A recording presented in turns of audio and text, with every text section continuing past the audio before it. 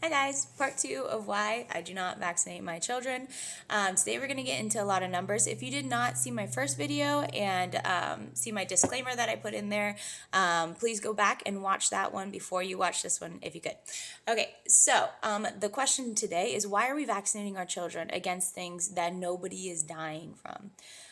Now, I'm going to give you a lot of numbers. We need to put those numbers in perspective. 333 million people live in America right now. So, statistically, something like 10,000 deaths would be pretty statistically insignificant. That would be a rate of mortality of 0.003. Okay, not even close to a percent. 1% of America dying from something would be about 3 million, over 3 million people dying. Okay, now keep this number in your mind because this is really helpful for me to understand these numbers. 270 people are struck by lightning in America every year. So you have to ask yourself, is that something you're worried about happening to you and to your children? Because you will find as we go through these numbers, more people are struck by lightning in America every year that are dying of some of these diseases that you are putting these harmful chemicals in your children's bodies to prevent. Okay, we're going to start with the DTaP, okay, because this one is pretty reckless in my opinion. Okay, DTaP stands for diphtheria, tetanus, and pertussis. This one was the one that surprised me the most because you always hear about tetanus. Okay, we're going to get into tetanus. Let's start with diphtheria. At its height, about 0.014 of Americans were dying of this. Now, 2 people die every year of this. Now, remember, if you watched my first video, many of these numbers were already going down by the time that we created these vaccines. And additionally to that, we had started washing our hands. So a lot of the things that vaccines have been able to take credit for are just simply a direct result of us practicing good hygiene for the first time. Okay, so 2 people. Is that something you're worried about? Probably not, right? What are the odds? Tetanus is the second one. So first of all, tetanus is not found in rust. If you step on a rusty nail, you know you're supposed to go get your tetanus shot.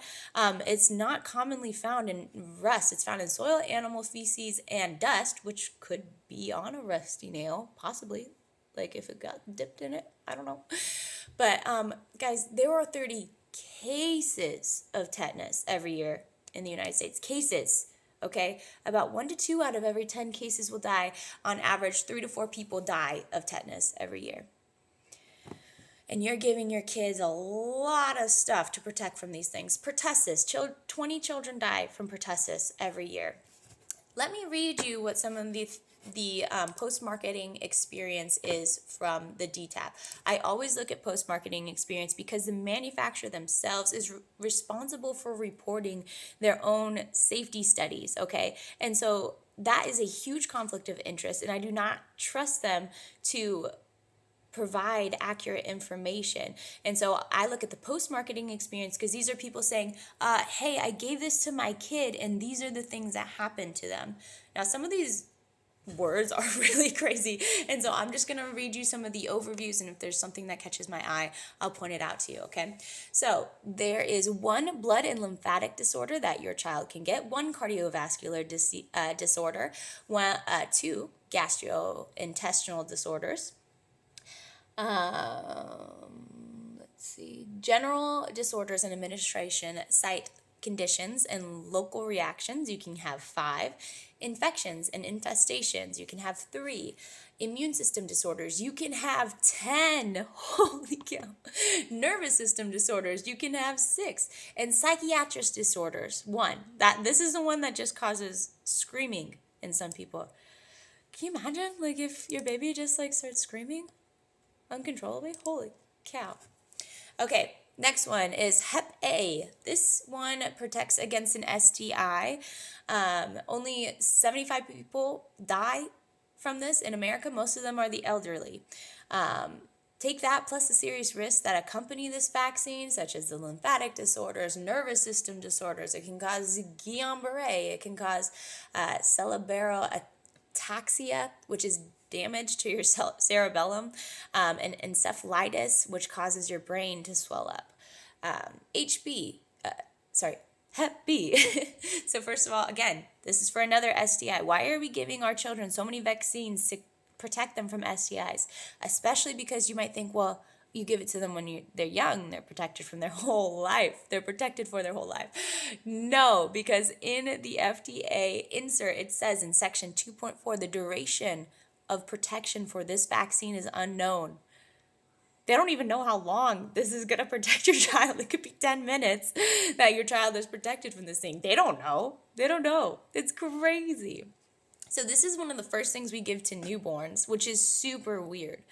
And about 5 children die in America of Hep B every year. And that's probably going to typically be because the mother had it and then passed it on to the child when they were born. But that's something you can know if you have before. And they test you for that. So they give you 3 doses of this to babies because to babies right off the bat, even though babies are not dying of Hep B. Rotavirus. Rotavirus was the one that was pushed on me. My doctor, I was not sure about vaccines, and she said, well, you need to get rotavirus because your child will basically poop themselves to death. And I said, oh, gosh, okay, well, that's horrifying. Go ahead and give them that one.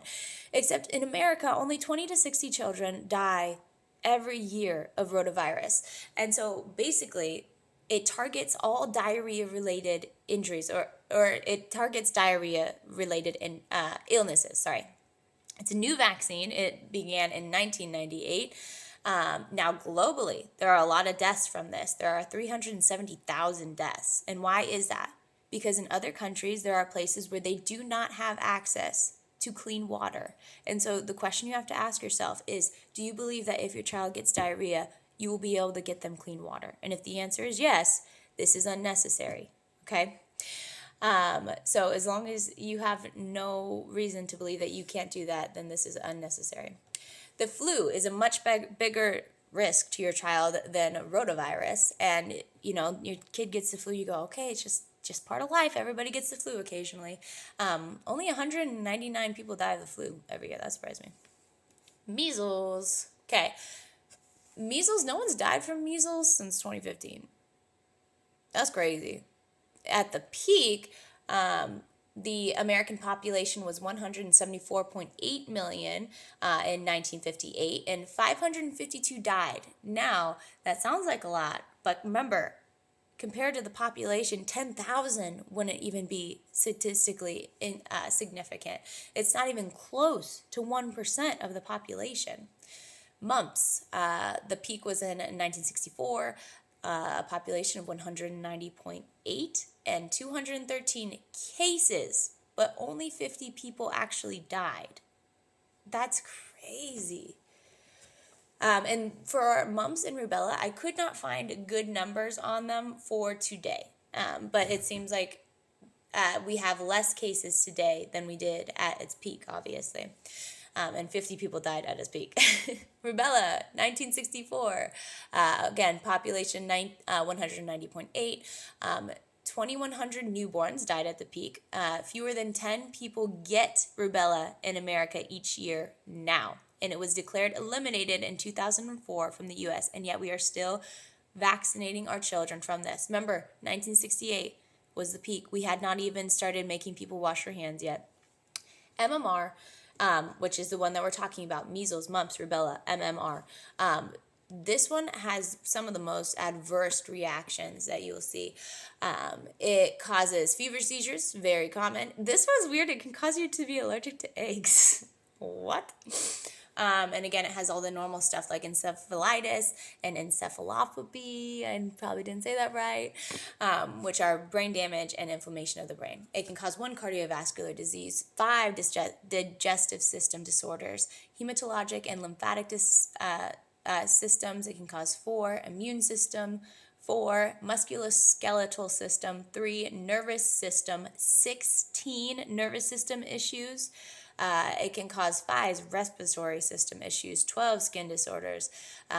It can cause 2 problems with the ear, 4 problems with the eye, and urogenital systems. It can cause 2.